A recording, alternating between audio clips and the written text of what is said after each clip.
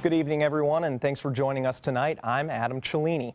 Topping our news tonight, motorcycle fatalities. In the past week alone, Sarasota has seen at least 3 separate fatal motorcycle accidents.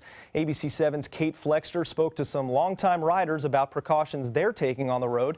She joins us now with the story. Kate? Adam, Florida has some of the most dangerous roads for motorcyclists. AAA ranked the Sunshine State #1 in the nation for motorcycle fatalities.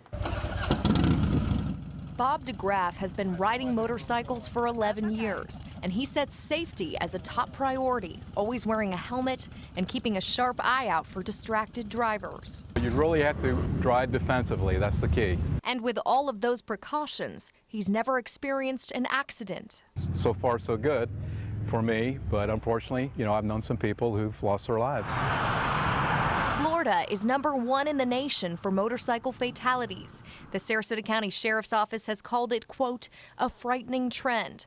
Although motorcyclists account for just 7% of motorists in Florida, 19% of fatal accidents on the road involve a bike.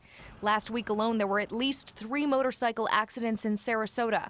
One on McIntosh and Bee Ridge Road, another on Mound Street, and another at the roundabout of Main Street and Orange Avenue. All of them fatal. I always shudder when I hear there's been a motorcycle accident and hope that it's no one that I know.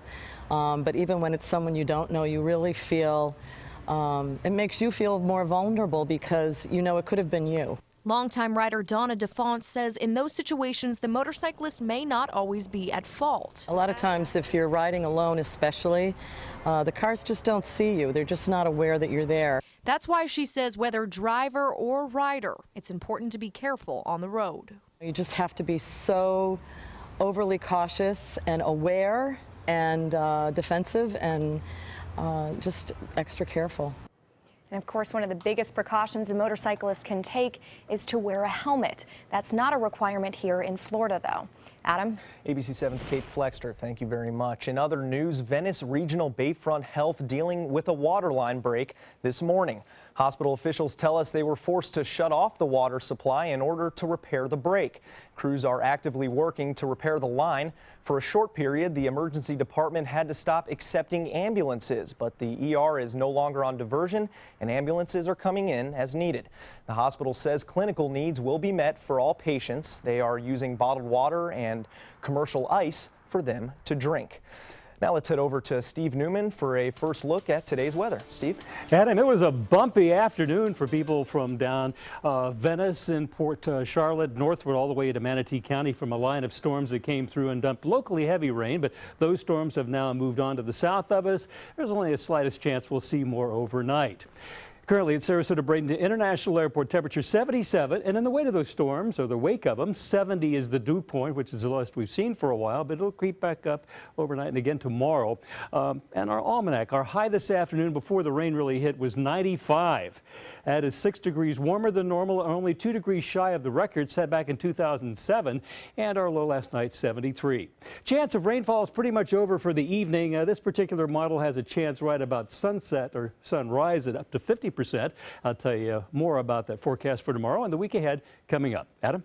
Steve, thank you very much. In other news, summer is here, but that doesn't mean students get a break from schoolwork. Many students in the Sarasota and Manatee counties are given different assignments to complete before the first day of school. ABC 7's Erica Jackson finds out why the Sarasota School District assigns homework during summer break. School is out and summer's in. Pineview student Daniel Porter is preparing for 11th grade. When he's not at the beach or hanging out with his friends, he's getting a head start on his summer homework. For school, all I have is 2 books that I have to read. I think for one of them I have to answer questions and do some assignments for it.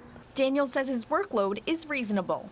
I think that's a pretty good amount. There used to be more that was put on. You used to have to do math and for other classes. Daniel's mother, Denise, says summer homework is important to keep students' minds active.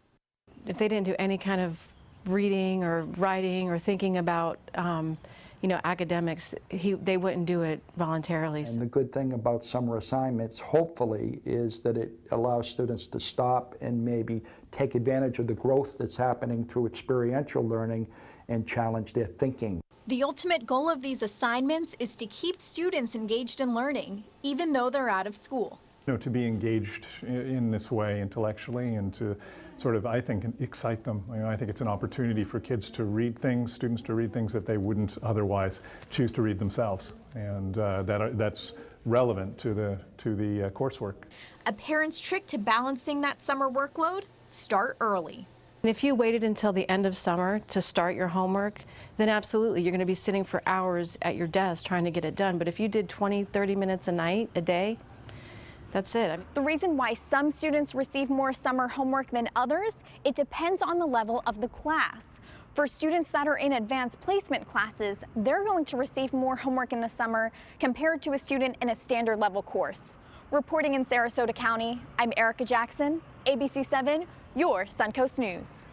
All right, thank you, Erica. Dozens of boaters flocked to Marina Jackson, Sarasota today for a watercraft fun run. For $20, boaters hit the bay and spent hours picking up playing cards from 5 different locations on the water. Stops included Seafood Shack, Blue Mangrove Grill, and the Old Salty Dog Seafood Island. Those with the best poker hands were awarded a prize upon their return. I've been down Sarasota before, and the fun runs are a wonderful thing, and I enjoy them very much. The event was part of the Sarasota Powerboat Grand Prix Festival, which runs through July 4th. Now, across town, the Grand Prix Festival hosted another event today, this one geared towards those who prefer power cars over power boats. The Suncoast Powerboat Grand Prix Car Show lined Main Street in Lakewood Ranch with dozens of classic cars. Car owners were competing for prizes and trophies, while spectators were treated to food from several local restaurants and, of course, the chance to touch and take pictures with some real roadsters. I call them works of love. These guys that you see out here, some of them have spent years trying to come up with the parts and fabricating parts and that type of thing to create the gorgeous cars you see here today. And some of these cars look like they just come off the showroom floor. This year, all Grand Prix Festival event proceeds will benefit Suncoast Charities for Children. Monday on ABC 7 News at 7. They don't comment very well. They don't bring themselves to talking to you. I realize they have a lot of non-disclosure things, but in order to avoid a scenario. County commissioners vote against bringing a successful company to Sarasota. Who's to blame?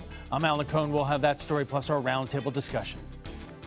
Monday on ABC 7 News at 7. Your Suncoast News. We're here for you. Thanks to my volunteer, I am a better reader.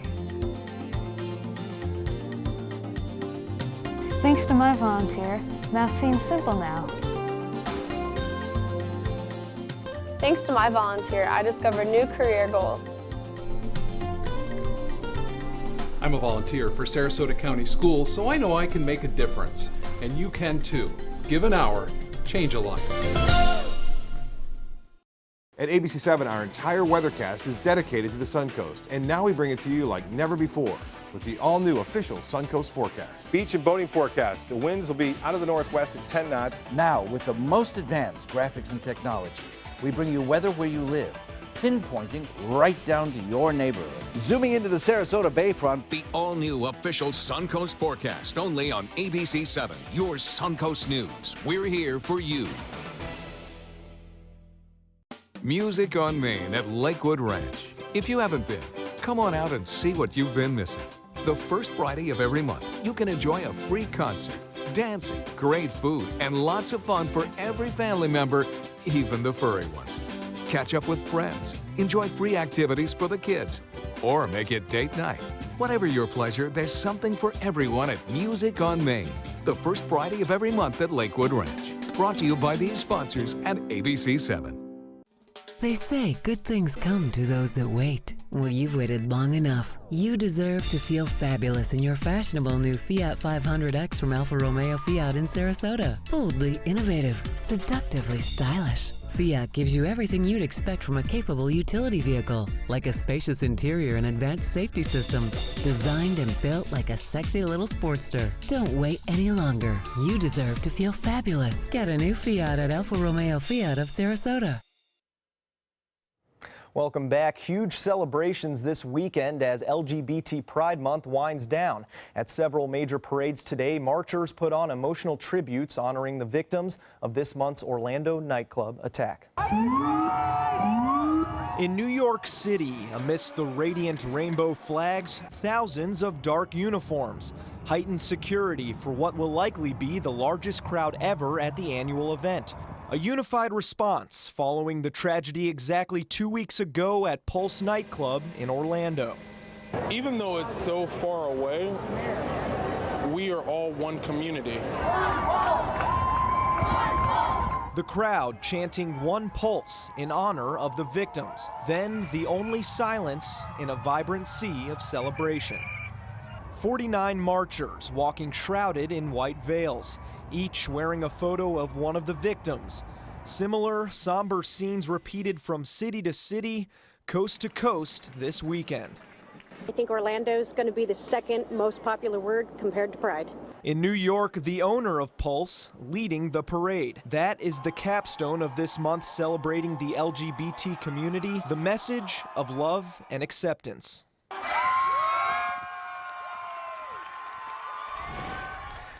At least 5 people were stabbed after violence broke out at a rally near California's state capitol today. People started running and screaming as things got out of hand in this park in Sacramento. Firefighters say all 5 victims were later hospitalized. No word yet on their conditions. According to the fire department, the brawl started during a rally held by what's been dubbed a right-wing extremist group. They were met by a large group of counter-protesters, which led to fights. Switching gears to politics now, 2 new polls of registered voters show Hillary Clinton leading Donald Trump in the race for the White House. A Washington Post/ABC News survey shows Clinton ahead by 12 points, while a Wall Street Journal/NBC News poll pegs Clinton's lead at 5 points. The 12-point Clinton advantage suggests Trump's troubles have damaged his campaign. He recently fired his campaign manager, had a lackluster fundraising attempt, and received criticism from his party over his labeling of an Indiana-born federal judge as Mexican. He's also accusing Clinton of hiding from the press because she opposes Britain's vote to leave the European Union. She doesn't want to go on camera because she's embarrassed. She called Brexit 100% wrong. Conservative commentator and columnist George Will says he's leaving the Republican Party because of Donald Trump. The conservative media blog says he made the announcement at a Federalist Society event in Washington Friday. He said one of the things that pushed him over the edge was House Speaker Paul Ryan endorsing Trump. Will said that Republicans would be better off with Clinton as president and the GOP in charge on Capitol Hill. The cast of Hamilton is also rooting for Hillary Clinton. The presidential candidate is hosting a special performance of the Broadway smash hit. It's part of a joint fundraiser for the campaign and the Democratic National Committee. The Clinton campaign rented every seat in the 1,300-seat Richard Rodgers Theater for the extra performance. Tickets to the show in July range from $2,700 to $100,000, which includes 2 premium seats with the candidate and an invitation to the Democratic National Convention in Philadelphia. The Blue Angels will resume flight demonstrations starting next weekend. The Pensacola-based team will resume scheduled flights on July 2nd in Michigan. The Blue Angels canceled performances after the death of Marine Captain Jeff Coos, who died earlier this month when his jet crashed after takeoff. While practicing for an air show, Navy officials say the elite flight squadron is grateful for the fans' patience as they navigate through the loss of their teammate. Really sad story there. Now we take it over to Steve Newman for more on today's weather. And Steve, it was a little dicey out there today, huh? It started coming down pretty heavy. We have some great video sent in by one of our viewers in downtown Bradenton between about 3 and 4 when it was just coming down very heavily. And at that time, we had a severe thunderstorm warning in effect for most of Manatee County as well as Hillsborough. But those have all been dropped. And it looks like we've got a nice, quiet evening ahead. Reviewing the last 6 hours, you can see the heavy rain that came over this afternoon from our Van Wezel cam downtown Sarasota, and that rain went up into Bradenton within the next few minutes after that. Rainfall, at least at Sarasota Bradenton International Airport, 0.86, and you'd think we would be above normal with the rain we've had, but we're still almost an inch below normal, but the season is young, and we've had to play catch-up during early June. But there's other rainfall that was much heavier than that. You can see this filling in the rainfall in the last 24 hours. The heaviest I found was just north of Northport, where it just came in over 3 inches of rain. East of Inglewood, about 3 inches, 2.8 east of Venice. But you go out to the Keys and there was hardly any rain to be had. So it was hit and miss from those passing storms. And it's also very humid across the state. That's not going to change anytime soon. You can see dew points remaining in the 70s. And temperatures have cooled off in some spots as a result of those strong storms. Rain cooling, 77 at Tampa at Fort Myers, but where they haven't had rain, Pensacola, closer to a high pressure area heating the Midwest right now in the low 90s. In our viewing area, temperatures cooled off because of the rain in a lot of places except down at Boca Grande. They didn't get any. It's 84 there. A closer look at our viewing area out on the Keys, about 80 degrees because they're surrounded by that 84, 85, 86 degree water, but in the 70s pretty much away from that ocean influence. Again, 83 at Rotunda, Boca Grande, as I mentioned, 84. Now, it would be nice for us to get just lighter rain, but it did come down very heavily earlier today. Watch this review. This is where it started in Venice and Port Charlotte, Fort Myers northward, and it joined with a stronger band from the north that came from Hillsborough County, and there were some hail reports, at least by radar, indicating there was hail. But that's all gone. Things are quieting down, and it remains very moist.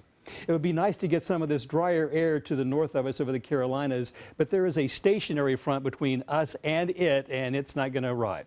In fact, look at the Key up here. Look how moist it is on the Key, and look how moist this air is over us. It's going to stay that way. But the good news is the hurricane season remains really quiet as a result of that Bermuda high shutting off the storm development in the Atlantic. And we have these little low pressure areas that are tumbling along the north coast of South America, bringing heavy rain to Central America where they actually need it. But until they stop going over land and emerge in the Caribbean and come over the Yucatan Peninsula or between Yucatan and Cuba, the Gulf of Mexico will remain quiet, and we have no threat of tropical storm development for us in the foreseeable future. Here's our RPM computer forecast showing that stationary front washing out. None of that cooler, drier air makes it down to us, so it stays humid with scattered afternoon and evening thunderstorms. Taking a look at a close-up view of this RPM model right on through tonight and tomorrow, showing the interior storms dissipating, skies clearing, but with the sea breeze tomorrow morning kicking in, more storms tomorrow late morning into the afternoon, possibly blowing back our way by afternoon. So given that, here are the week ahead headlines for you. It's going to stay hot and muggy with the chance of isolated thunderstorms and little or no change for the next 7 days. If you're going out on the water, it would be a great thing to do to cool off. Winds becoming southwesterly in the afternoon, 5 to 10 knots. Seas 2 feet or less. Bay and inland waters will have a light chop. Gulf water temperature 86, the air 87, so there's like no difference between going in the water and going out. I actually kind of like it that way. Showers ending warm and muggy tonight, 76 or overnight low temperature with light winds. And for tomorrow, a partly sunny day. Got a 50% chance of those showers redeveloping. Hopefully they won't be as heavy as they were today. 90. And here is our 7-day outlook showing no change hardly from day to day, maybe a little less chance of rain by next weekend. Adam? Now, sports. The losing streak continues for the Tampa Bay Rays, handed their 11th straight loss today in Baltimore.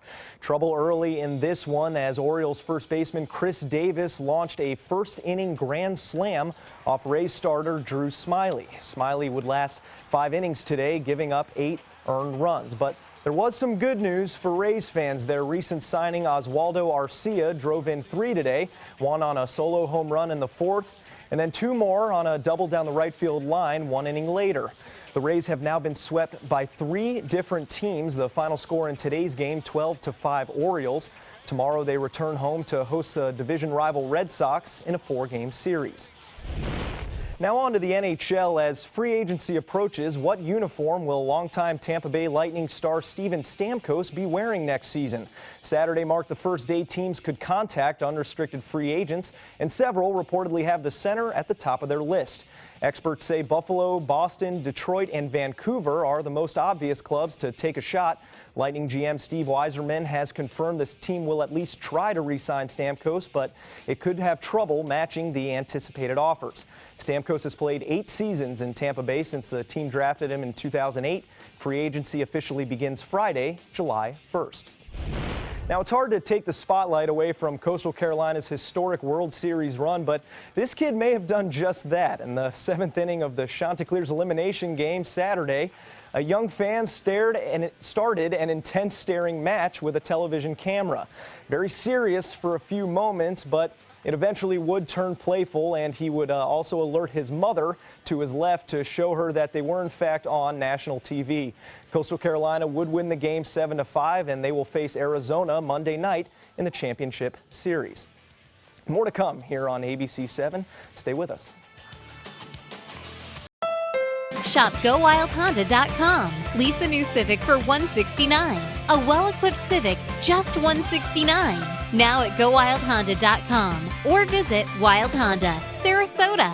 It's gotta be wild. Hurricane season is here, and so is the official Suncoast Hurricane Guide from ABC 7. This essential resource arms you with vital information you need to protect your family and property when severe weather threatens the Suncoast, including how to create your readiness plan and survival kit, shelter locations, what to do with pets, and important phone numbers. Visit mysuncoast.com and download the official Suncoast Hurricane Guide from ABC 7. Brought to you by the Florida Lottery. At ABC 7, it's all about being here for you. Introducing ABC 7 News at 7 with award-winning investigative journalist Alan Cohn.